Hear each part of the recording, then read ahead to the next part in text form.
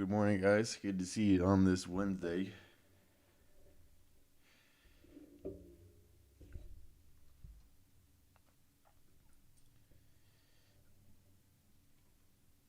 I feel like every time we start the stream, I feel like I'm saying we're having a trading range open, but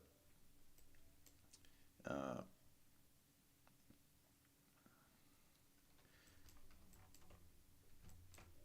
that is the case. So, how do we know that we're having a sort of a trading range open? Well, look at the way the bars are overlapping. So, we can look at our first six bars here. The market opened, and 6 bars later, we're at the same exact price level. Um, so there's a lack of movement, and there is overlap. There's overlap, and bars are reversing. So you get a bull bar, and instead of just continuing up, we are just going back over the same price that the prior bar had. You get a bull bar, and then you get a bear bar. Then you get a bear bar, then you get a bull bar. Now here, we kind of broke out of this tighter range, but it's the same thing. You get a couple bear bars, but this has a big tail on the bottom. And you get a bear bar here. Instead of getting another bear bar, we get a doji. Then we get a big bull bar. So we're continuing with the overlap.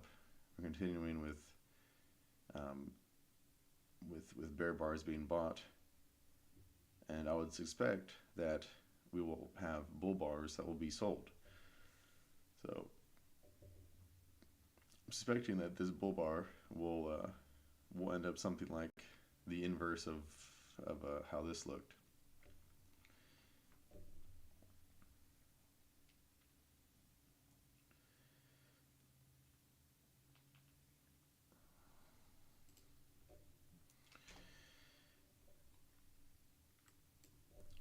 Now on the open, a good thing to be looking for is uh, opening reversals. So something we talk about a lot is that the high or the low of the day comes early. So for example, uh, we can look at both yesterday and Monday. Looking at yesterday ended up being a bull trend day. So we opened here, closed up here. It was a bull trend, although there was a lot of trading range movement, a lot of trading range price action within the day. Really, we had a trading range here, a breakout, then we had a higher trading range, which is actually fairly common. So um, that's how you end up. Like it's still traded as if it's a trading range, but you just have a lower range and then a higher range. So the low of the day, so this was a bull trend day, and let's. I'm gonna go ahead and pull up the daily chart to show my idea there.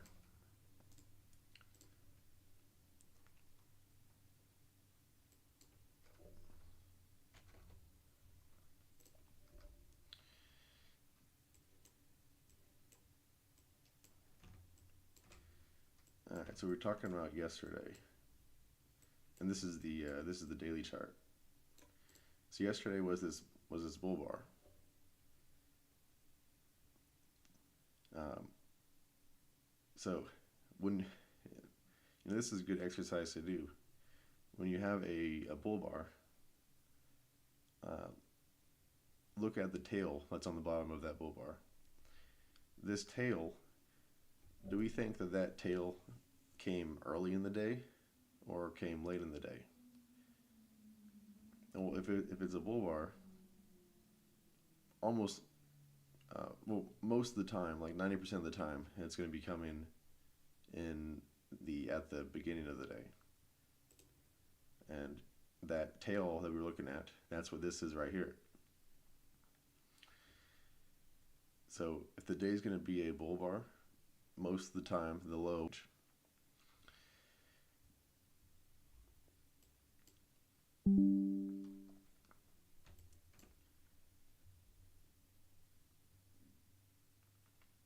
And Monday was well. Let me see. We had a message here. Yeah, I can see messages. I just have it off to the side of my screen. Lost your evaluation on open job. Just reset it. You're a bit petrified to trade at this point. Um, so I think what you're going through is probably something that everyone goes through. Not everyone gets involved with the prop firms and attempts the like evaluations, but um, that emotion that you're feeling of having, basically what you've done is, effectively you've had a big loss by losing that evaluation. That's the same thing as someone else just having a big loss on their own account. And when that happens, um, and that it's our natural response to um, to understand what caused that pain, and then want to avoid that. So I think like you being scared to trade now is that's a natural response. I think that's something everyone has gone through. Um,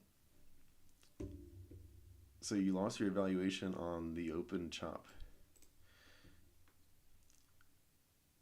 So you notice,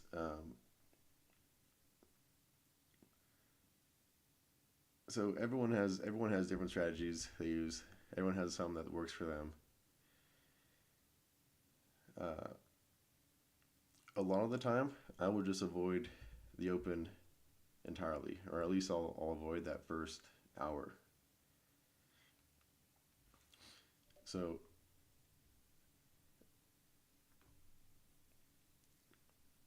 look at these last 2 days. Um, if we're trying to take, so on the open, 50% of strong moves on the open reverse. So so this here would be a move down. If it's on the open, 50% of the time this move is going to reverse. This move up here to the moving average, it's on the open, so 50% of the time this move is going to reverse.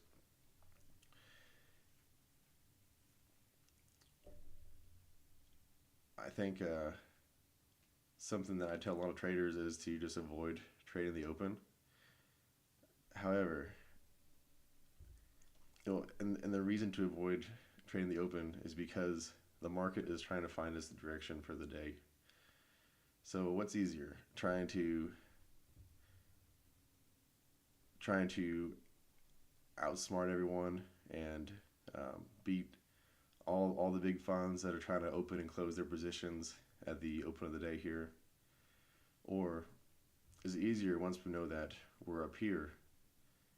We've had higher lows for several hours now, and now we're getting a breakout above this high, and we have a target above here, and then we can buy above this and go for a swing trade up.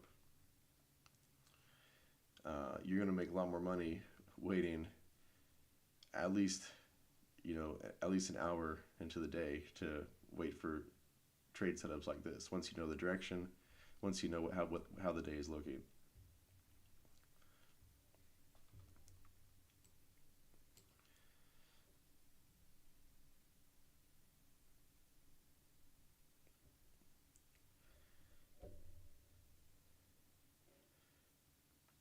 Yeah, I think.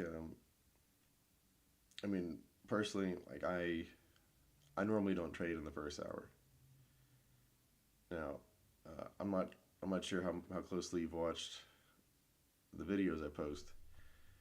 Um, the last recently I have made a couple videos on how to uh, how to trade the open for uh, like so. This I made a video on this trade right here. So we have the 930 open right here, and we had been in a bull trend. Then we had a low here on the first bar, and another low on the second bar. So this is a double bottom. It's sort of a micro double bottom. And then what I did was I bought above this, and so that's that's 935. So I'm buying it so I bought above this at 940. So that is on the open. But the reason I was doing this was because I was betting that the low of the day would come early. We had been in a bull trend from previous days, and then double bottom at the moving average. So I bought above this, and I held all through here, and then I eventually got out below this bull bar here. So I would recommend trying to trade small and to implement this sort of opening trade, this betting the low or the day will come early. Try to implement that trade into your system. But that's not something you should expect every day. I think um, I think the market needs to be giving you signs that that low might come early. This is another example. Market gapped up. We opened above the 200 moving average. We came down, tested it once, pulled back, tested it twice, then got a bull bar. So we're trying to go lower, but we're failing. Then we're getting a bull bar. So this is another good chance to buy for a swing trade up. So you can buy here. Maybe you get out like below this double top here, or maybe you just hold all through this and you end up getting out just at the end of the day. So it just depends on which strategy you want to go for. But I would recommend trying to trade small and trying to look for that trade.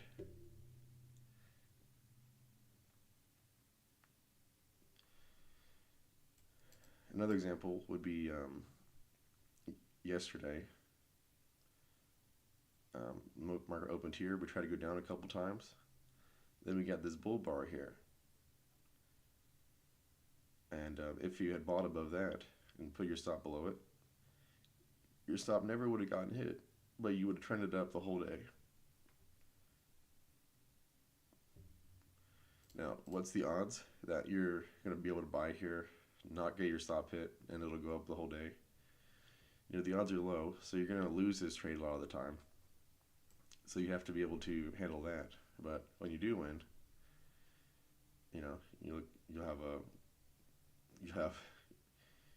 potentially you could have 20 points or more out of a swing trade. So I would trade small and add that to if you're gonna be there on the open, try to be looking for that kind of trade.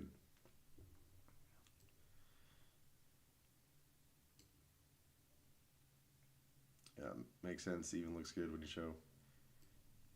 Yeah, it's So I would avoid any other kind of trades on the open, and just try to think: would it make sense that the low of the day would come early, or the high of the day would come early? And if so, if you're getting confluence where there's a double bottom,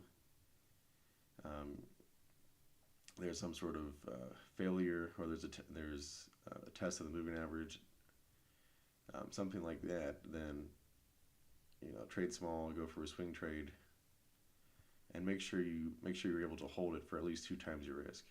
So don't get out like on somewhere here, or don't get out once you get a little bit of a profit here. If you're swing trading, you're gonna lose a lot. So when you win, your wins have to offset those losses. So you have to actually go for a larger win. You can't let yourself get out with a couple points if you're swing trading.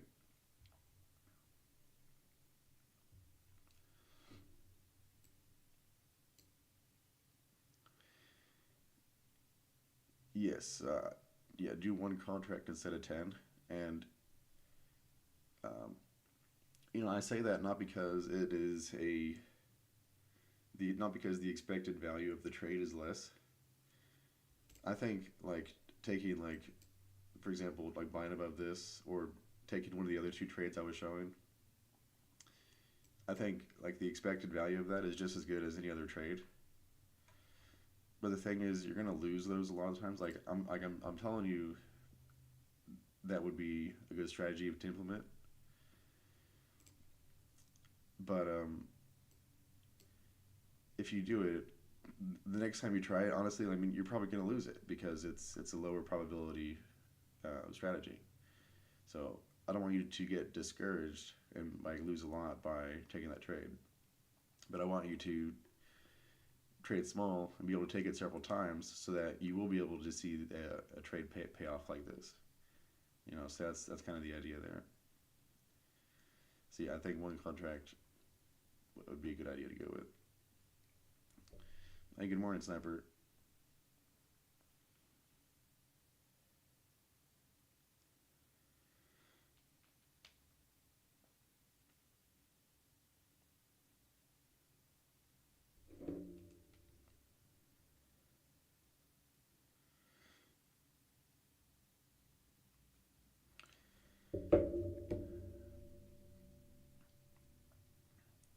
So I'm gonna go check out. Um,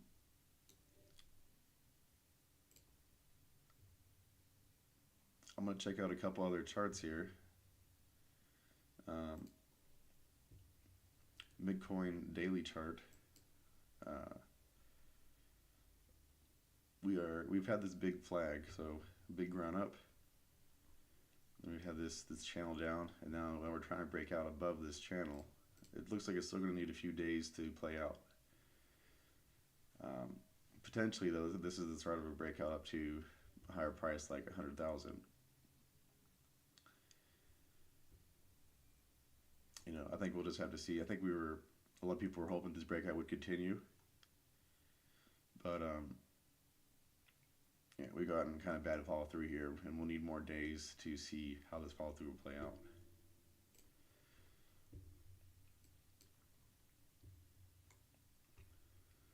Here's the crude chart. Gold had been in this very strong rally.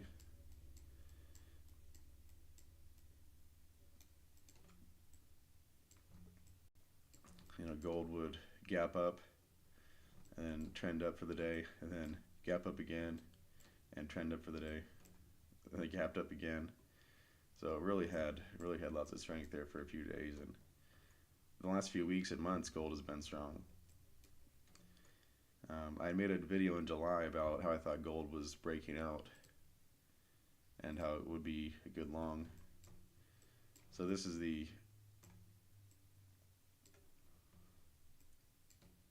let's see, I think I made that video.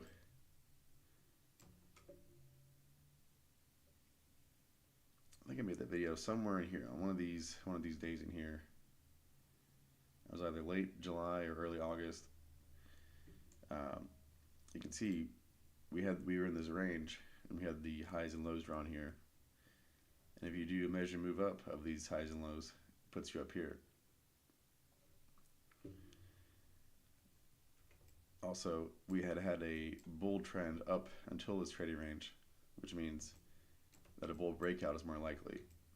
So I'm seeing this range, we're likely to have a bull breakout.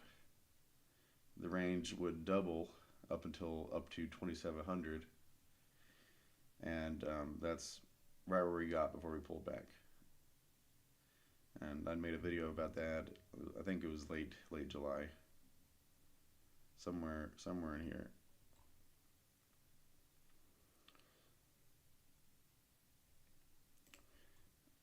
The soybean chart is actually something I've been looking at lately, and the reason for it is it kind of trades like the E-mini.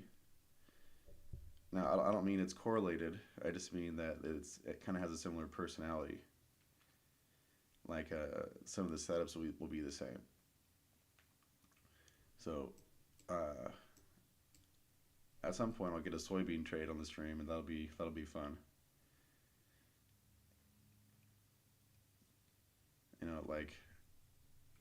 Like looking at yesterday, um, we had this breakout on the open and pulled back to the moving average. Market tried to go over here, and then here again. Then you got a couple bull bars, and look, that ended up being a swing trade up. And those are the kind of trades I like to look at. And we'll get a lot of trades on the mini like that. Um, so I'll try to watch the soybean and see if we can kind of add that to the arsenal of things we can trade. All right, back to the mini.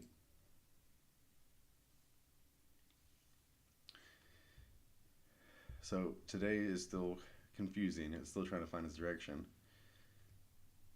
Looking at yesterday's range, it was from 58.62 up to 59.04. So that is a 42-point range. That's fairly typical of the size of the range that we've had. Looking at today's range, from 74 to 58. So far, this range has been 16 points, but the average range has been about 40 points or so. So when you have a sort of a trading range at the start that is half the size of a normal range, that trading range will often double.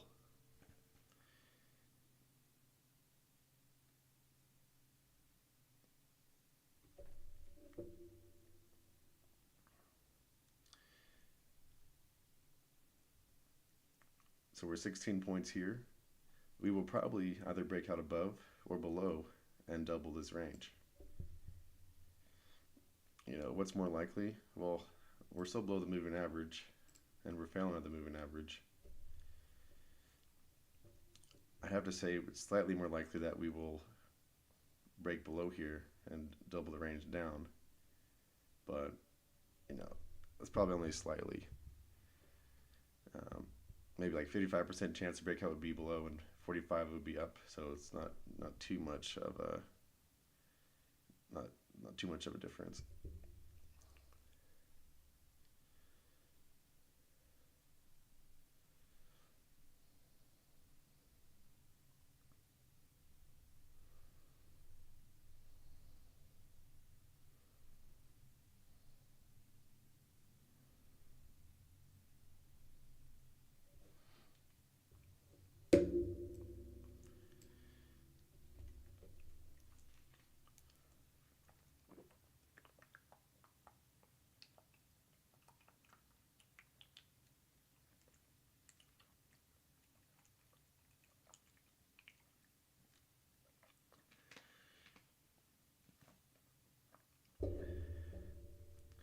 So my thoughts with evals, especially if there is a discount, like if it's heavily discounted, like 80-90%, then I just go ahead and try to use the full 10 contracts.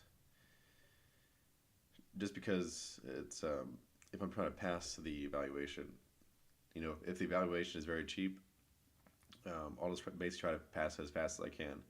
Like if Apex has their 1 day pass, then I'll just kind of go max contracts and just try to take either take a couple scalp trades or take one to just do it in one trade. But definitely, if there's not a discount, or if it's a 7 day pass or a 10 day pass, or if it's already a funded account, or if it's your live account, then you need to be much more strategic with your position sizing.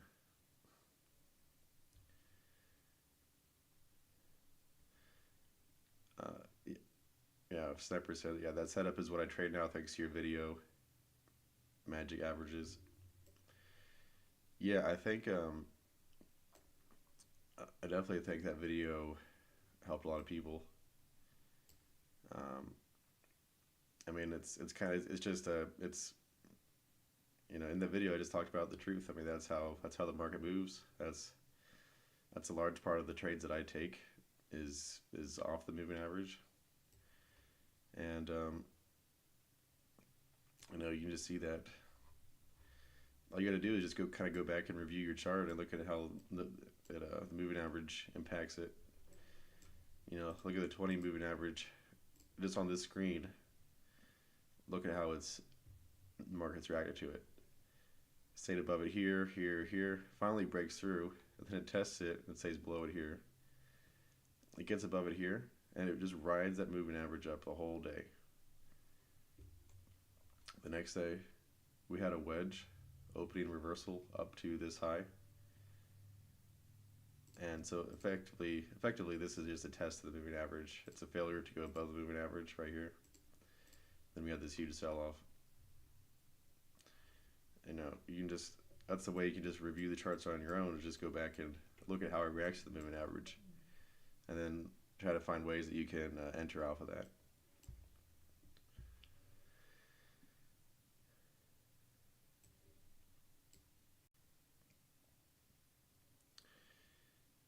Um, you have a hard time with fear. How did I overcome fear? The biggest way that I overcame fear is collecting data on my trades. So your broker, you can pull up your statement from your broker on what kind of, what your P&L is, what your profit and loss is. But I have an Excel sheet, and I log all of my trades for different strategies.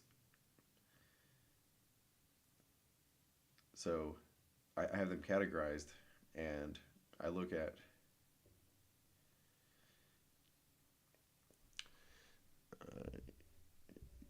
you say you can't hear sound. Can everyone else hear the sound?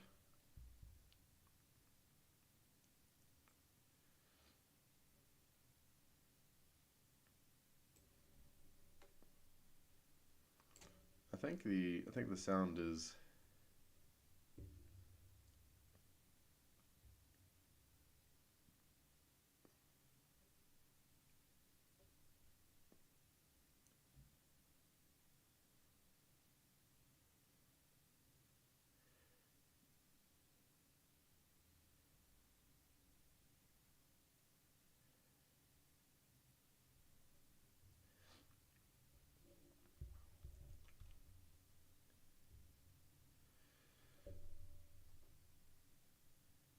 Sniper, so you can hear the volume fine.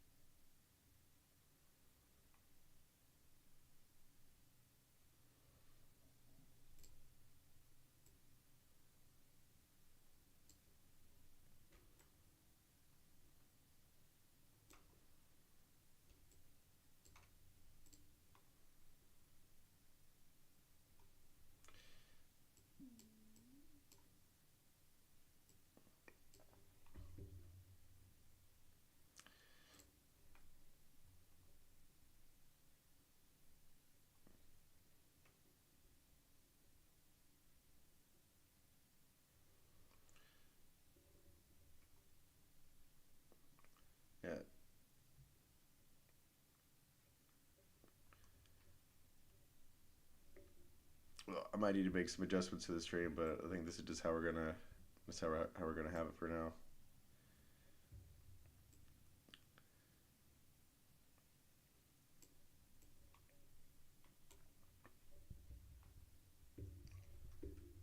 Yeah, if you want to see the instrument name, we have it over here, right here.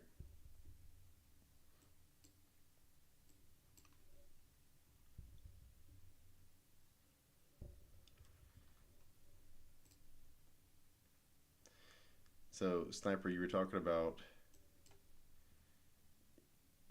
how do you overcome fear. Um, so I collect data on my trades.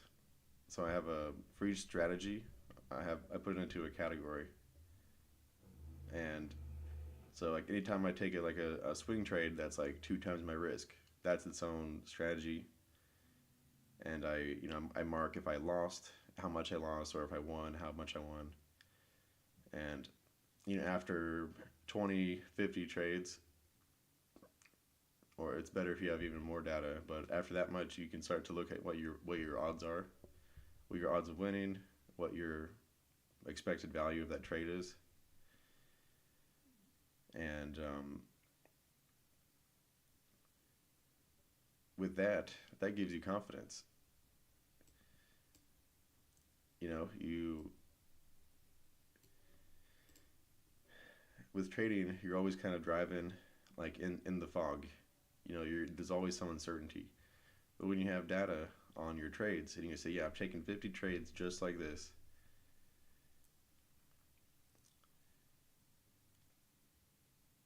uh, I've taken 50 trades just like this, and um, I see that like these are profitable. I see that I'm winning, and okay, so that gives you the confidence to take the trade again. Or if your data says the trade's not working, then you should probably just if it's not working, you should just avoid it and focus on what is working. So collecting your data that'll allow you to trade larger on strategies that are working well and trade smaller or not at all on strategies that aren't working.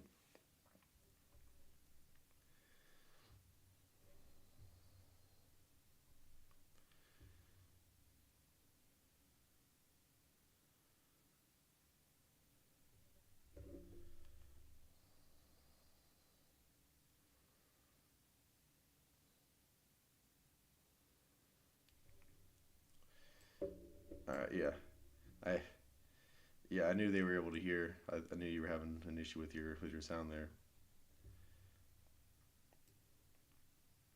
Yeah, if you want to see, yeah, the screen isn't quite fitting everything in, but if you want to see the instrument, we have it says ES right here for the instrument.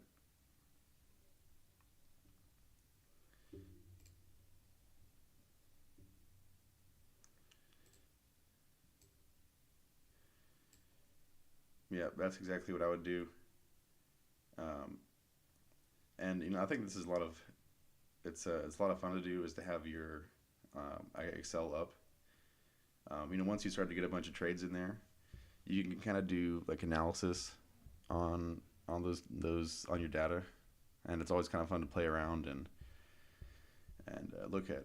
If you like if you have a strategy that's not working, and it is not working in a big way, like it's clearly a negative expected value, then you actually could consider doing the opposite. So if you were taking that trade and it's not working, you can consider anytime you see that setup, just do the reverse. So by collecting your data, you'll really understand your trading a lot better, and um, it'll shrink the amount of trades you take, but it also expand your insight as to what's working and what's not working.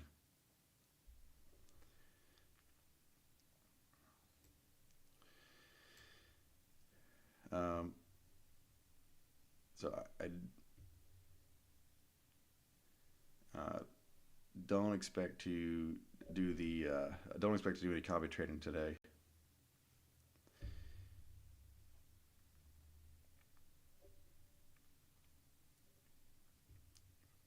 yeah, the drawdowns are tight. That's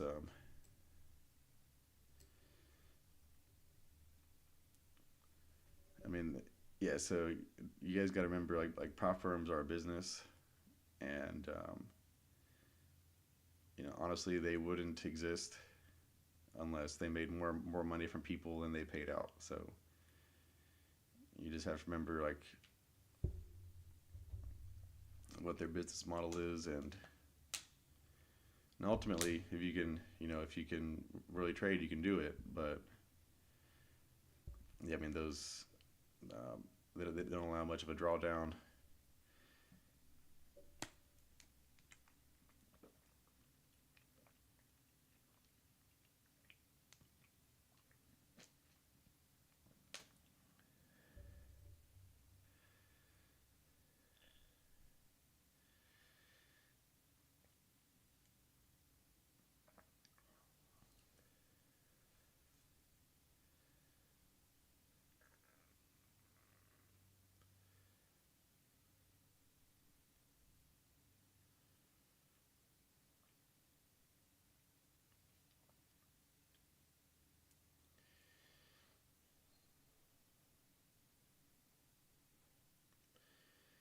I mean, I think if you have a 50K account,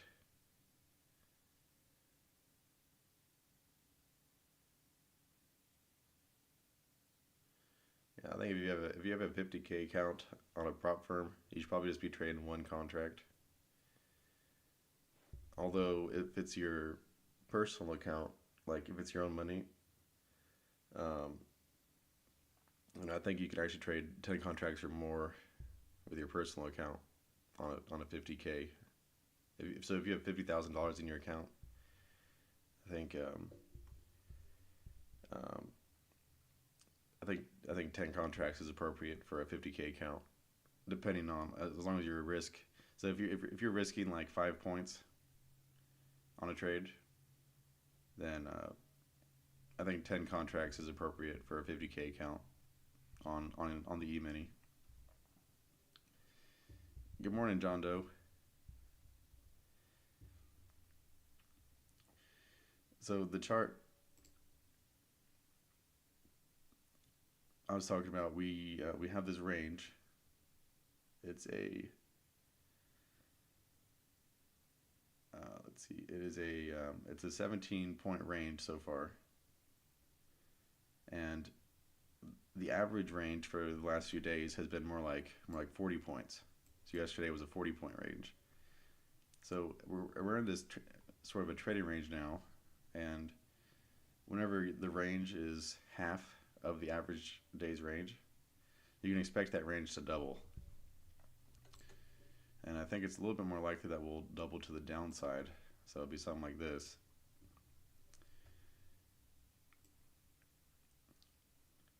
Let's see. So now that we're kind of thinking the market might be going lower, I'll look for prior lows, like let's take this low from this day, draw that in. Now that's way below, so that's not really too relevant for today. But we have the low from this day, so I'm gonna draw that in. And the market always likes to test prior lows. So if we break out, I would expect the range to come down here, but at 58.50, that's kind of it's sort of a round number, right? It's an even number. It's the 50 number. So that's kind of a significant number. So since this is at a prior low and at a big round number, we could expect that if the market is going down, this will act as a target and act as a magnet for the market to go down to. Now this isn't that strong of a magnet, but it's something that the market can look at, and um, you know the bears can see that there's a prior low. There's kind of a minor round number like 58.50. This isn't as important as like 6,000 or 5,500 or 5,800, but it's something. So whenever you're going lower, whenever the market is starting to kind of move down, and then you have targets below, then I like to start to try to look for shorts. And you can see, yes, we've been in a trading range, but really we have been getting lower lows and lower highs. So we have this high, lower high, and then we have these lows here, lower low, and then now we've gotten a lower low again.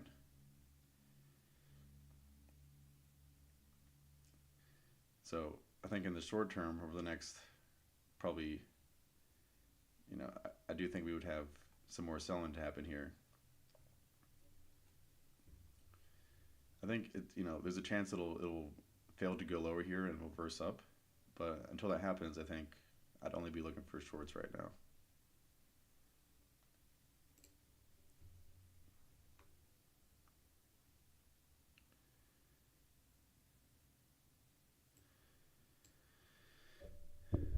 Here, I'll move my mic closer.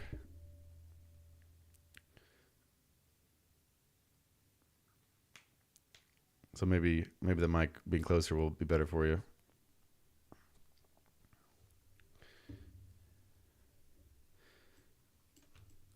This market is trying to go lower here. Let me pull up the 2000 tick chart. So whenever I feel like the market is starting to trend, I'll pull up the 2000 tick chart, because this it's a lower time frame, and it'll give you more opportunities to try to take trades at the moving average. So like you can see here, if we felt like there was a good chance the market was going lower, you could look for this pullback to the moving average and then try to look for, I guess, swing short below that bar or that bar, and then go for 2 times your risk. And I mean, I think that's how beginners should trade. Try to identify the trend, look for a pullback to the moving average, and then get into that trend below so if you're below the moving average, sell below a bear bar. Or if you were like in a bull trend, you'd want to, like this, you'd want to buy above. So basically, what should beginners do? What should beginners do that works for beginners and advanced traders? Selling below bear bars, below the moving average, and going for a swing, and buying above bull bars, above the moving average, and going for a swing. And go for 2 times your risk, and at a minimum, I think you're going to break even. And also at a minimum, you're gonna it's a cheap way to gain experience, because you're not going to lose very much if you do lose, and you're going to be able to watch. You're going to be able to sit here and watch it and gain experience. Getting experience with swing trading.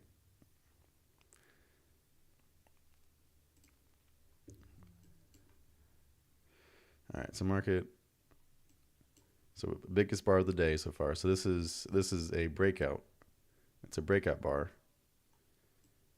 Let me draw back in our targets here. So that'd be a measured move of this range. I mean, at this point, we're almost, we're almost down to it now. So why is this bar this large? Well, to me, when I see a bar that's much larger than the other bars like it, to me, that means that bulls are getting out of their positions. So bulls had bought here. They'd bought above this. They looks like they held through here, but all the bulls that had bought on the open of the day here, once this bear bar formed, they just go ahead and getting out. So you have bull bars, you have bulls that are selling out of their longs through here. Then you have bears that are selling because we're below the moving average, and there's a potential for a breakout with a target below. So that's what creates these big bars like this. It's both bulls and bears selling. Now look at this this target we were talking about, the 58.50, and this prior low. I don't think it's a coincidence that the market closed basically right on it. That's because that's an important price.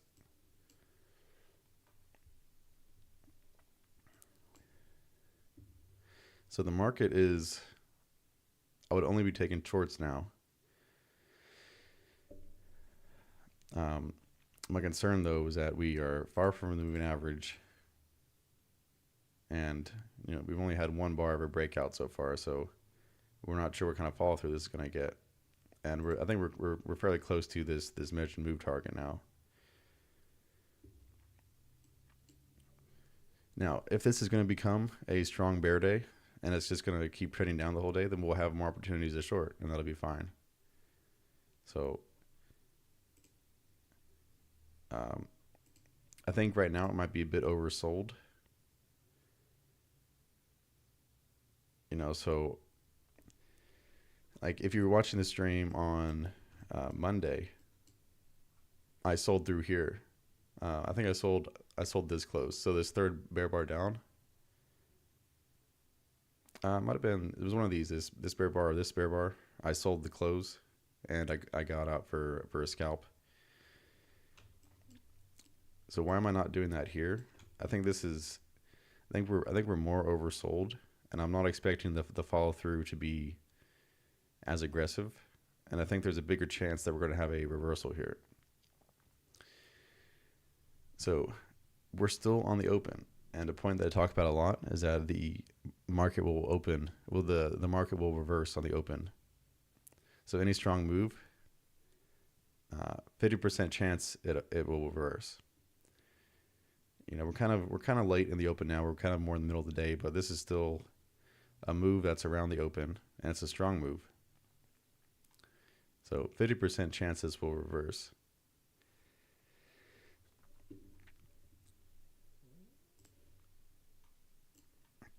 You can draw on that trend line there. It's a bit of a wedge pattern. So a wedge pattern is 3 pushes, 1, 2, and 3. It's not a very good looking wedge, so that kind of decreased the chance of a reversal. But looking at this, and then this is almost kind of the opposite. So this was a bull move up. It went up 3 times on the open, and then it reversed. So I was able to short here because we had this consecutive strong selling on this reversal. So this reversal is still playing out, so we're still expecting more to go down. So I was confident that I could sell and I could get a scalp out of it. Versus here, the reversal actually would be to go up. Because this move has been down, so if there's a opening reversal, it would be going up. So, I don't want to be selling way far below the moving average. It's just not the situation that I'm interested in trying to like scalp in.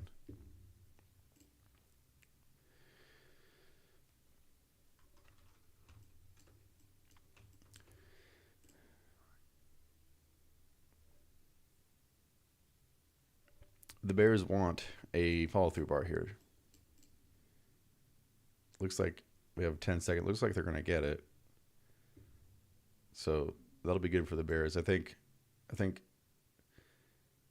a lot of people will go. I won't sell the close here. I think a lot of people would go ahead and sell the close because you have this breakout bar and then a follow-through bar. So the bears were able to own another 5 minutes of selling. So because of that, that's increased the chance we're going to have at least a little bit more down. But like I said, the chance of we're going to have a reversal up, I'd rather just avoid it.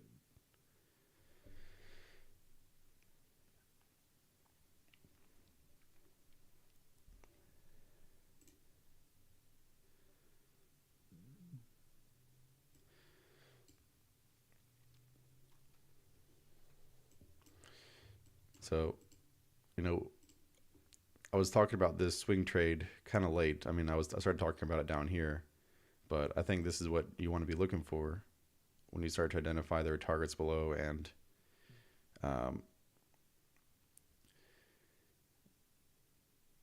below the movement. We broke above the moving average, failed to go higher. Now we're back below. We have a little bit of a pullback to the moving average, and market's trying to go lower again with targets below. So go ahead and try to get your swing trade in there.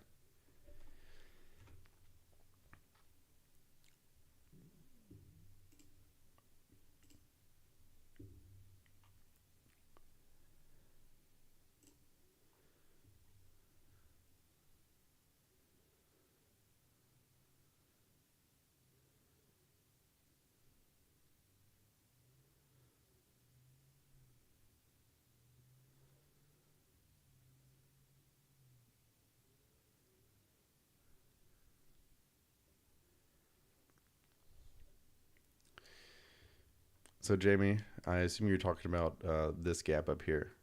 So from the close of yesterday to here, there's this gap. Now,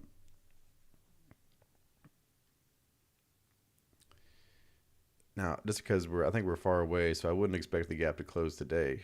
But yeah, that'll be important for it to close. Like for example, we gap down here, and the whole day was spent going up to close that gap.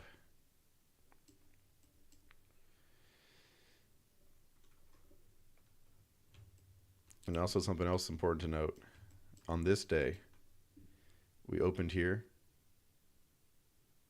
and the market had this big sell-off, but it spent the whole day working back up. And it basically, right at the end of the day, it touched back at that opening price. That's why that white line there. So there's no coincidence that the market ended the day like that. Bulls were fighting it back to avoid a bear bar, and they were able to get it right back up to the open. People try to say there's randomness and like random walk.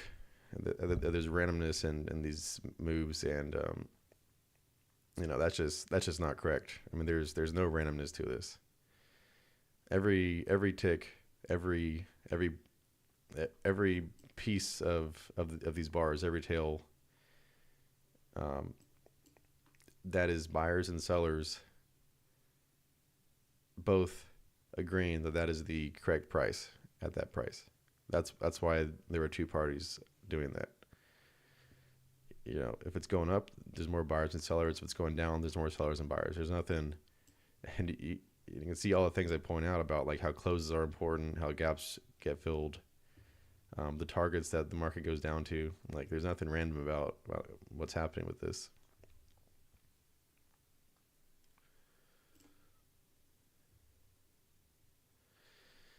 Yeah, so Jamie, so I like how you're thinking. So, market's moving down on the open. We have sort of a wedge pattern. And then the idea would be hopefully we could find some sort of swing trade over here to buy that'd come all the way back up here. I would think I think that's unlikely for today. But here's the thing: if it is going to get up here today, then we should have plenty of chances to buy. So that's the good thing. I think that's the mindset to have is, you don't want to rush trades, because if it's going to do something, if it's going to have a big move, you're going to have chances to buy. So don't feel like you're like pressured and need to like rush into a trade.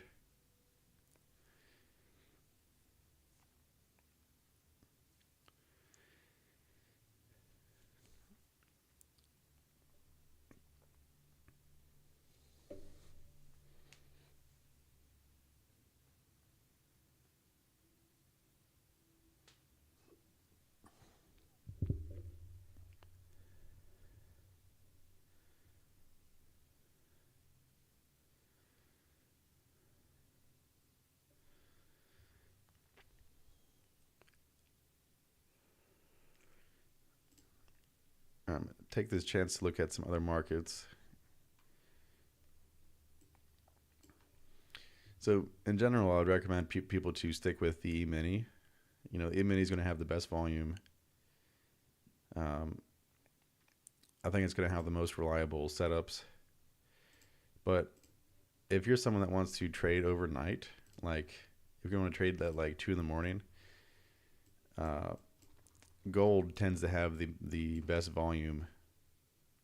Well, it's still less than the E-mini, but like for the commodities and other futures markets, gold is something that kind of maintains its volume overnight. Like I said, it's not as good as the E-mini or the Nasdaq, but it's gold is something that you can still trade like 24 hours a day. Almost 24 hours a day. Gold will maintain decent volume.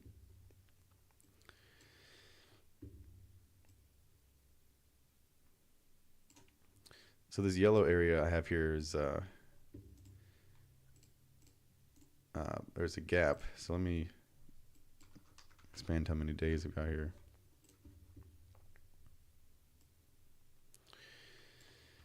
So you can see how we have this high. The market broke out above it, and the market has not yet come back to it. So we have this gap here, and these gaps tend to get filled. It might take a few days, but those gaps don't often stay open too long, especially as we're getting closer to them. So if you were watching the gold chart closer, and you start to see market moving down, then you can see this target. This is a very clear target here, so that can give you extra confidence to be shorting, knowing that the market is going to try to come down to this close this gap. A possible idea would be some below this bear bar. So market went down once, it pulled back, double topped, and so your risk, your risk here would be about 4 points, but your reward would be like 35 points. So you're gonna lose this trade most of the time, but when you win, you'll have this huge swing down.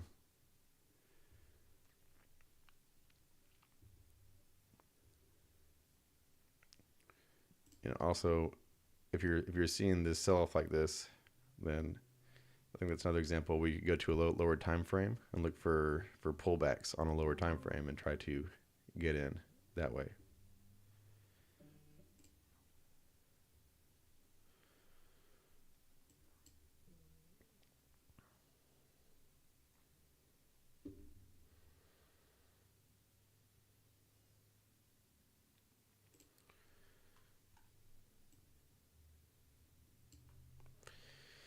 So we have this poster trade section.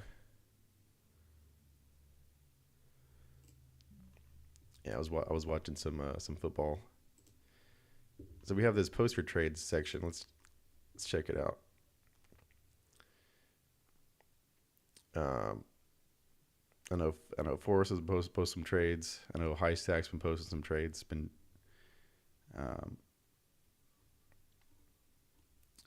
Andy Jassy has been posting some trades. What I want to see is people taking these swing trades that I'm talking about. So when the market's going down, go down to this lower time frame, like a 2,000 tick or a 1 minute chart.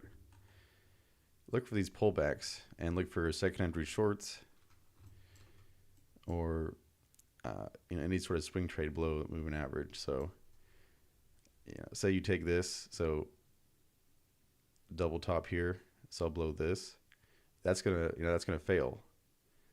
Then come back, break out above the moving average, fail to go above the moving average, sell below that, then you get a swing trade down from there. Or selling like here, like we were talking about. I'll go ahead and mark this on the chart.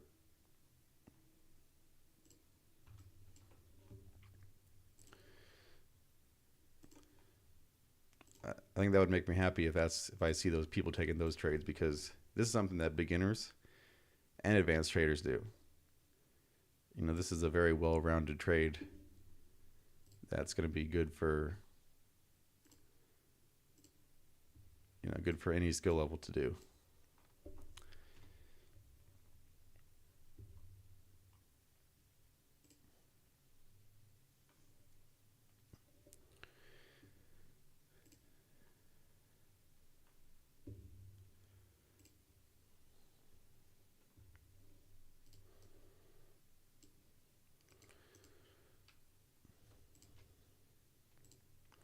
All right, I'm going to get some of this off my chart, clean it up a little bit. I don't like having too much stuff on the chart.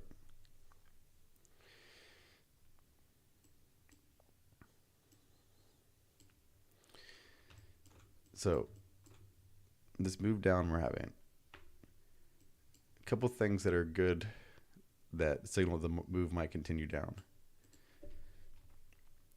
One is we have a gap between this low and this high. So whenever you have a low and when there's a breakout, but the pullback of that breakout does not come back and test that, that's a bearish sign. So we have this area between this high and this low that's open. So that's a bearish sign.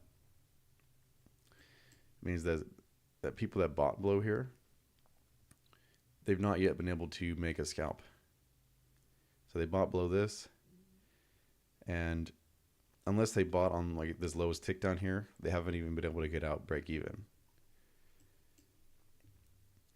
So that means there's some bulls that are trapped, and that's a sign that there might be more down. Another thing that's good for the bears, look at this most recent bar. It closed below this low. So the bears were strong enough to close this bar below there. So that's also good for the bears.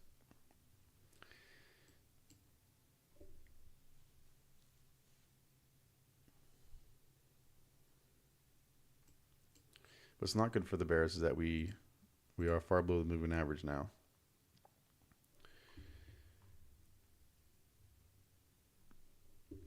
And we're getting closer to this that measured move target there.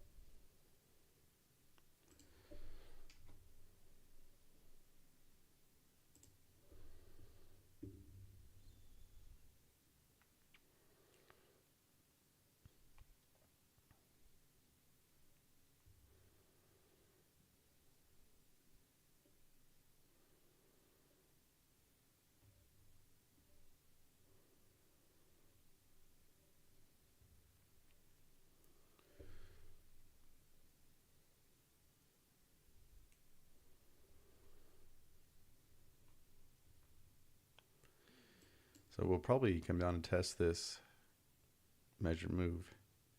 We'll probably be able to get that far.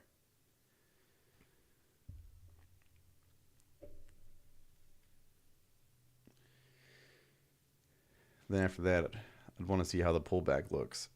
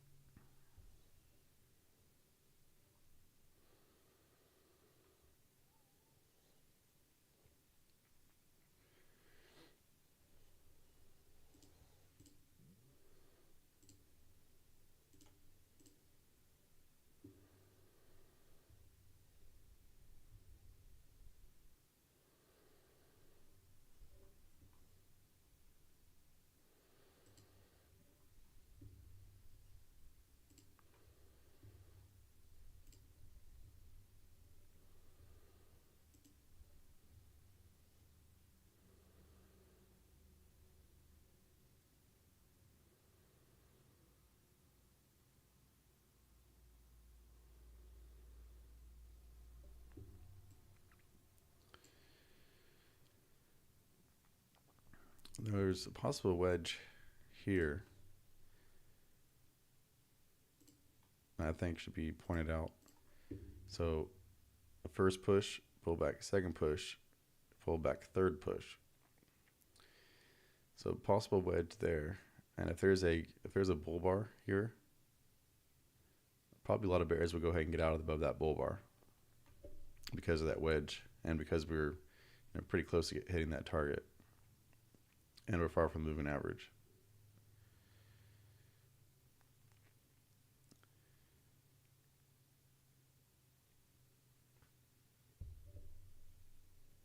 Wedges are very they're really pretty powerful. I mean, wedges are underrated. Like any like 3 push pattern is underrated because it's really signaling that the market is about to reverse. Like look at this. First push, second push, third push, and look at the huge reversal we got out of it. So keep an eye out for the wedges.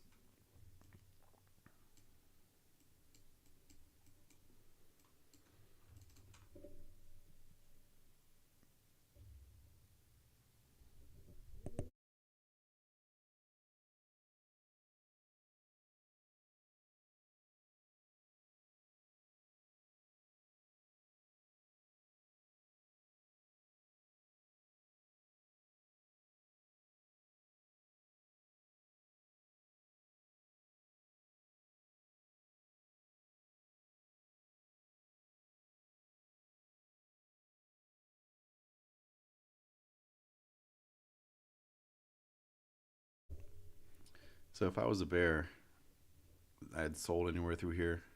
And then if I got a bar closing like this one after a wedge, I would go ahead and get out above that bull bar.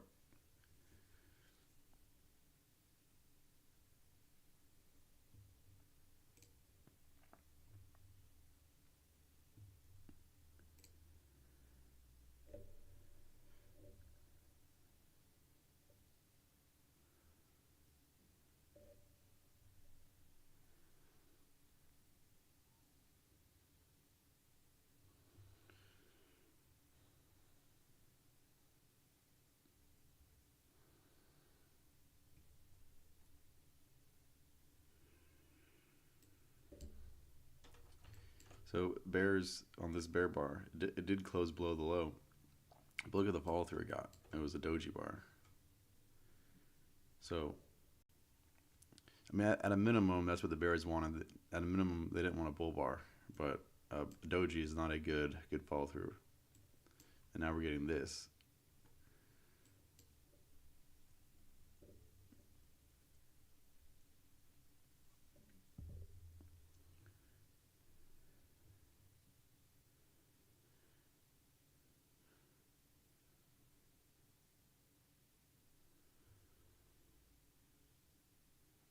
We're starting to have a bit of a lower trading range here.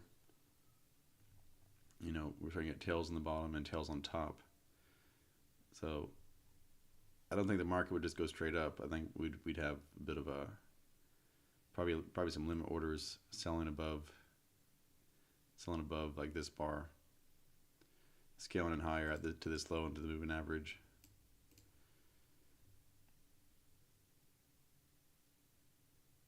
But yeah, if I was short, I'd be getting out above that bull bar.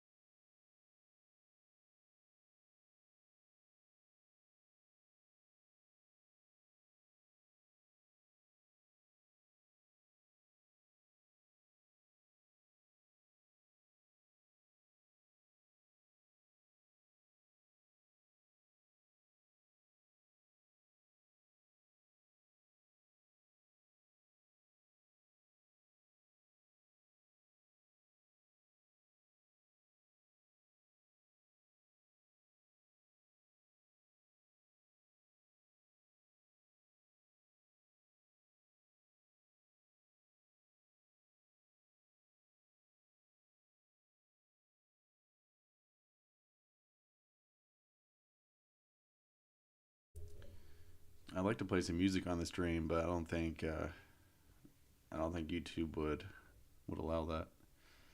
I think they'd get mad.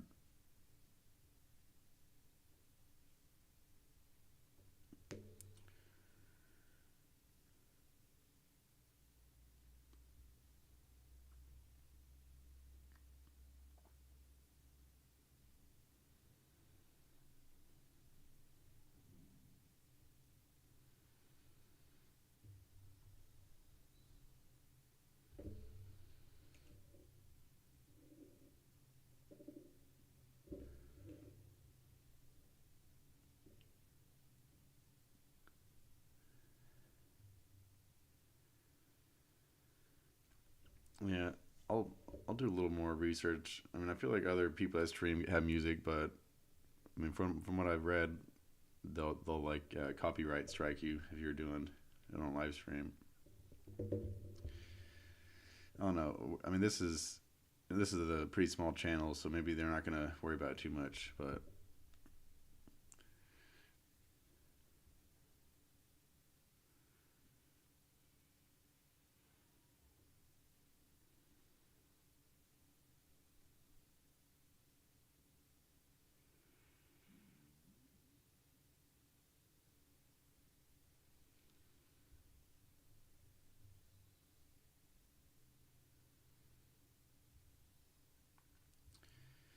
yeah, I mean, music definitely can get you in the right mindset.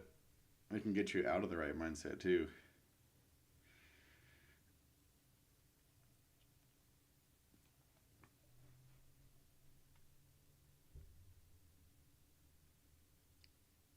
You know, you don't want to be playing music that's too happy, or else you're gonna be eager. You're gonna be too excited to trade, and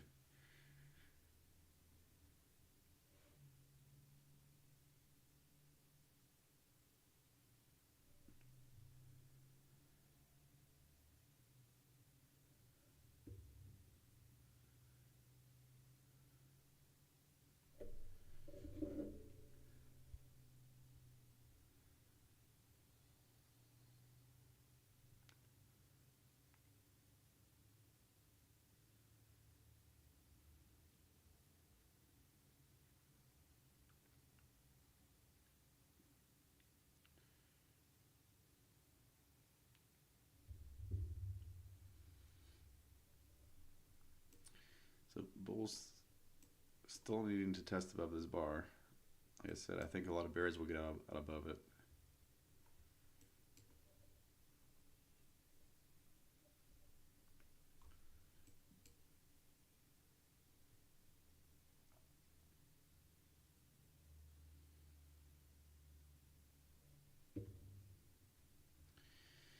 We're also coming into like that lunch period where you have a couple hours where market's a little more sideways. You can look at yesterday from 11 to 1. You have this big sideways movement. My favorite times to trade are around 10:30 to 11 and around 1 to 2:30.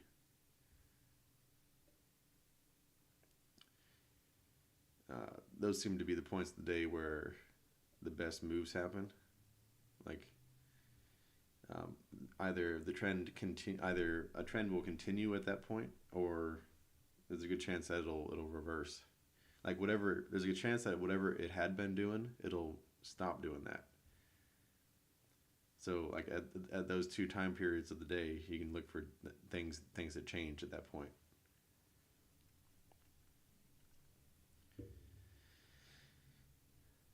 All right, so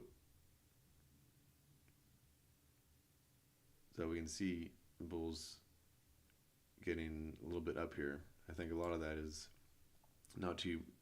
A lot of that is bears are no longer too interested in being short down here, so a lot of them are getting out above that bull bar.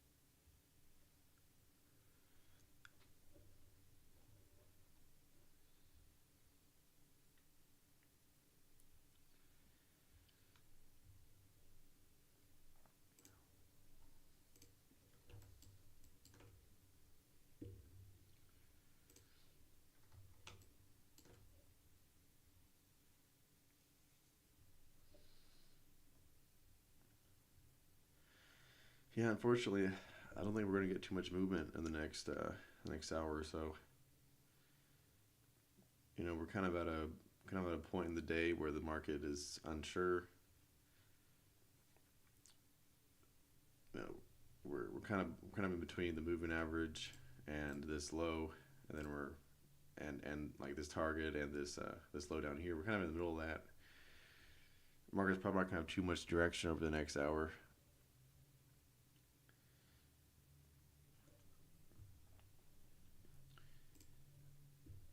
So the Discord, I was wanting to try to make the Discord more fun,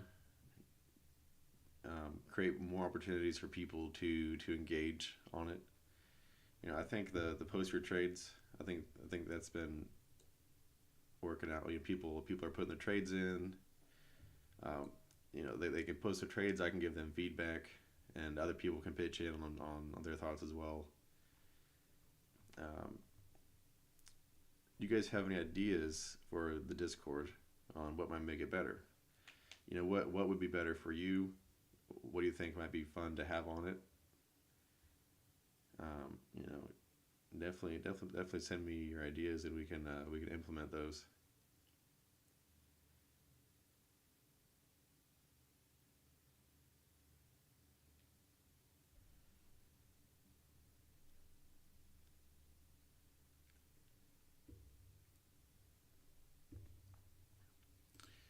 This I have this scam prevention section.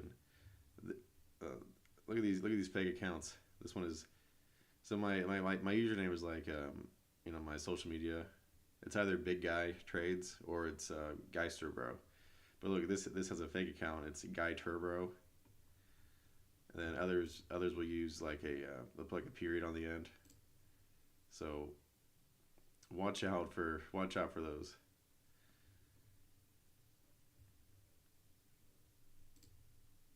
This is mine. This is Geister Bro, and it's Big Guy. But they'll use my same picture and change this a little bit.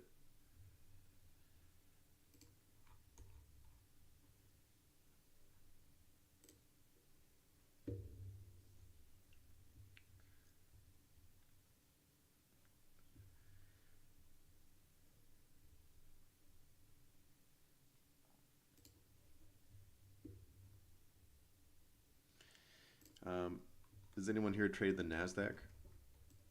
Let's check out the Nasdaq chart.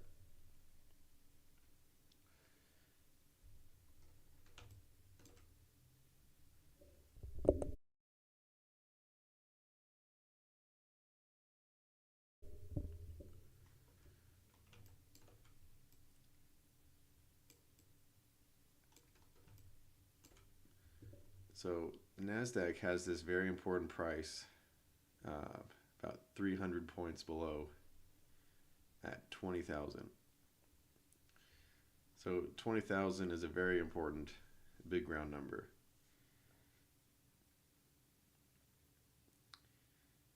Um,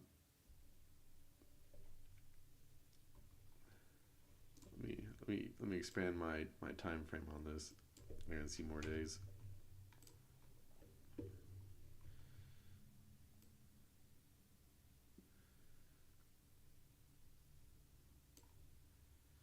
So last time we were around 20,000 was October 8th.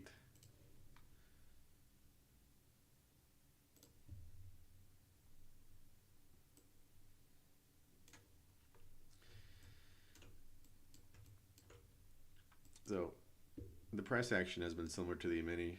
We had a double top here at the moving average.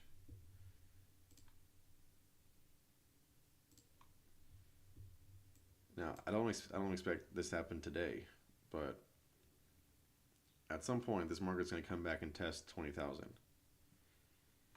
And something I talk about a lot is when there's a target below, when the market's going down and there's a target below,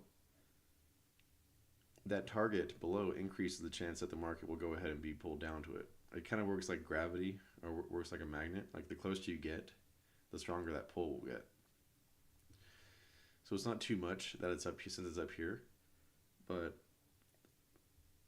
maybe like later today, later this week, next week, if the market starts to get closer, I think it would be wise to try to look for shorts for this market to get pulled back down to 20,000. I think like swing trades, like something like this, like selling below this bear bar, they have a higher chance of working because you have this target below. Because if you short here, the market starts to get lower, and it starts to get closer, and it starts to get pulled closer to that, and then more bears will hop in, and they'll start to sell, and it'll kind of be this like positive feedback loop that'll just push the market right down to it. So when you have important targets near you that are in the direction of that trend, then you should think of that as the chance of your swing trade working out working.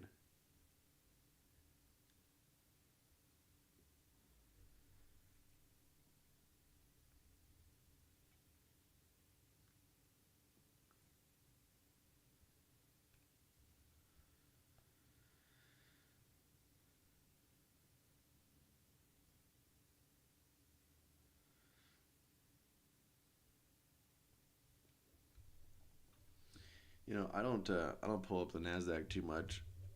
If you guys ever want me to pull it up, let me know. I'll pull it up. To me, it kind of moves.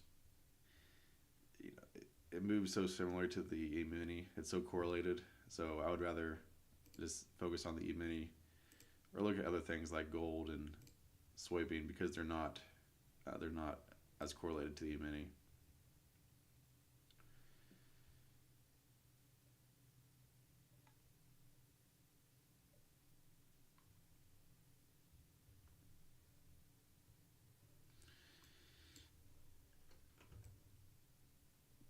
Looking at this chart from yesterday, notice this trend up here. Every low until here, every low was above the high of the prior low. So every time the bar, they would buy it enough so that it wouldn't go below the prior low. So every single low through here is higher than the previous one. When you get that, usually the first time it goes below a low, it gets bought. So buyers put a limit order here, they bought, and either they just held on and they were able to scalp out here, or they bought more lower, like down here at the moving average, and then got out as it pulled back. Same thing here. You can see you have this high, and then all of these bear bars through here, these 5 or 6 bear bars, the market was each bar was below the prior bar. These highs were lower. And when you start to get like 5 or 6 or more of those, that increases the chance there will be sellers above that, which there was. So, and it's even better that it's by the moving average. So that tails at the moving average. Sellers put their stop. Sellers sold one tick above that, and they got up for a scalp here.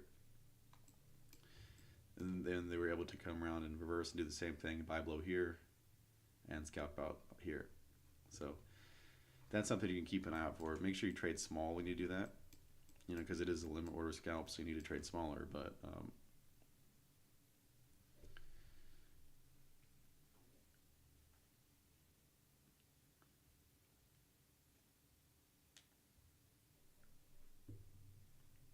and I would be fairly conservative with those trades. I wouldn't trade too aggressively. Don't get too excited by that.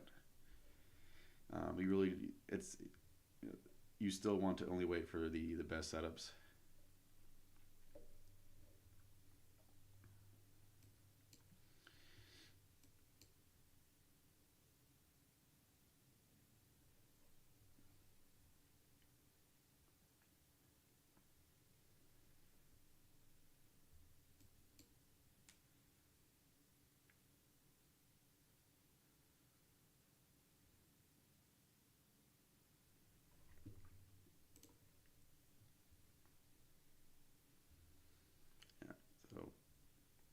So we're coming into the lunch hour, so E-mini's kind of starting to slow down a little bit.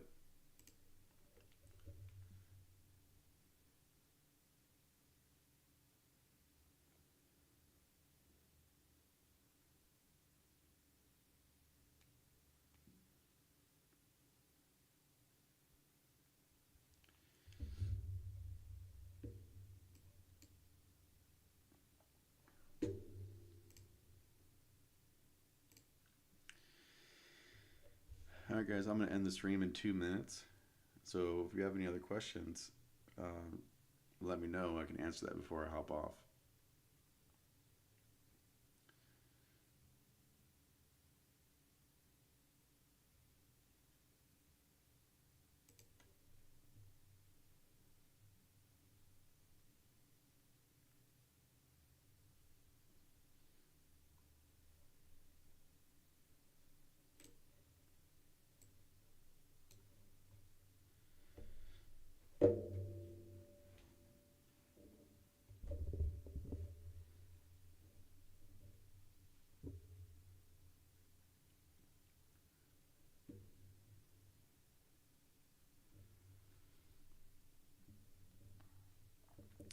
I could see there being some sellers here at the moving average, not this low.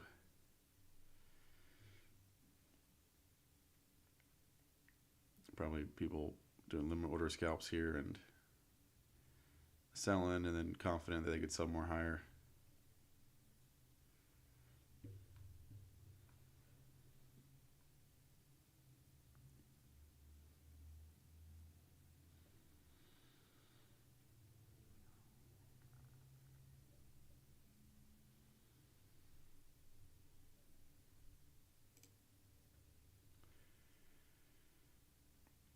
You're welcome, Sniper.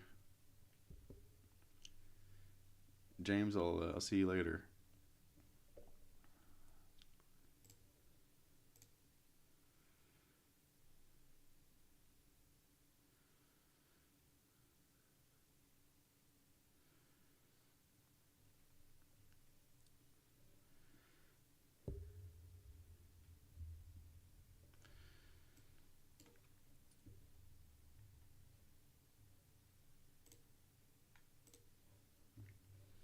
All right, guys. You have a good rest of your day. I'll still be trading today. I'll be active on the Discord. So, if I see any good setups coming, I'll try to give a heads up on those setups. All right, thank you.